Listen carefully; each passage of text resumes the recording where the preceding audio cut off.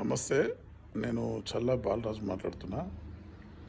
మన బీజేపీ పార్టీలో తెలంగాణలో నాయకత్వం సరిగ్గా లేదండి. ఈ నాయకులు ఎలా ఉన్నారంటే ఎవరు ముందుకెళ్తా అంటే వాళ్ళని మళ్ళీ అనగదొక్కుతున్నారు. రియల్గా పనిచేసే వాళ్లకు స్థానం కల్పించట్లేదు. ఏళ్ల తరబడి పనిచేసిన సీనియర్ నాయకులను పక్కన పెడుతున్నారు.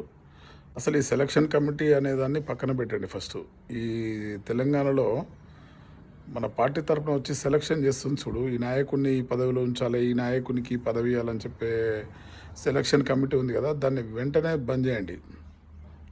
వాళ్ళకి ఎలాంటి నాలెడ్జ్ లేదు. గ్రామాల్లో గ్రౌండ్ రిపోర్ట్ తీసుకొని చేయట్లేదు. ఎవరైతే డబ్బులు ఎక్కువ ఉన్నాయో, ఎవరికైతే పేరుందో, ఎవరైతే బాగా ఇట్లా డబ్బులు ఖర్చు పెడతారో వాళ్ళనే సెలెక్ట్ చేసి పదవులు ఇస్తుంది.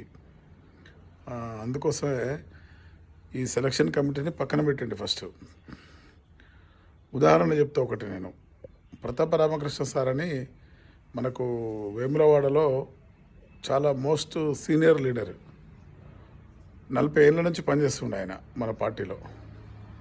వేములవాడ గుర్తుకు రాగానే ప్రతాప రామకృష్ణ గుర్తుకొస్తుంది. బీజేపీ అంటేనే ప్రతాప రామకృష్ణ అనే గుర్తుకొస్తుంది. ఇప్పుడు చూస్తున్న ముఖాలన్నీ కొత్త ముఖాలే ఉన్నాయి. ఎవరు కూడా ఎక్కువ మందికి తెలియదు. వాళ్ళు కనీసం పక్క విలేజ్లలో కూడా తెలిసిన వాళ్ళు కాదు. చెప్పుకుంటారు అంతే, బీజేపీ పార్టీలో పనిచేస్తున్నామని. కానీ సీనియర్ లెవెల్, జూనియర్ లెవెల్ ఎవరు ఎప్పటి నుంచి పనిచేసారనే విషయము పార్టీ గమనించాలి. లేకుంటే పార్టీకి పెద్ద నష్టం జరుగుతుంది. చాలా కలలుగా అంటున్నాం మనం, బీజేపీ పార్టీ తెలంగాణలో రావాలని, తెలంగాణలో మనం సాధించాలి పట్టు అని. కానీ ఇలాంటి నాయకత్వాన్ని వస్తే మాత్రం అస్సలుకు రాదండి. మొదటిసారిగా ఈ సెలక్షన్ కమిటీని మార్చండి. స్థానికంగా పనిచేసిన, ఏళ్ళ తరబడి పనిచేసిన వాళ్ళకేమో గుర్తింపు లేదు.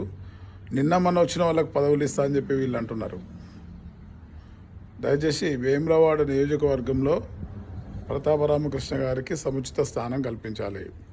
రాష్ట్రంలో రేపు మన రాష్ట్రంలో ఉన్న పదవులు ప్రతాప రామకృష్ణ గారికి ఇవ్వాలి, కీలక పదవులు ఇవ్వాలి. నమస్తేనండి, నా పేరు చల్లా బాలరాజు, బీజేపీ కార్యకర్తగా నేను మాట్లాడుతున్నా.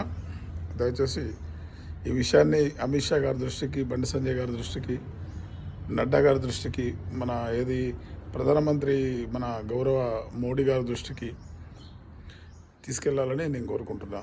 నమస్తే, జై భీమ్, జై భారత్, భారత్ మాతాకి జై, జై శ్రీరామ్.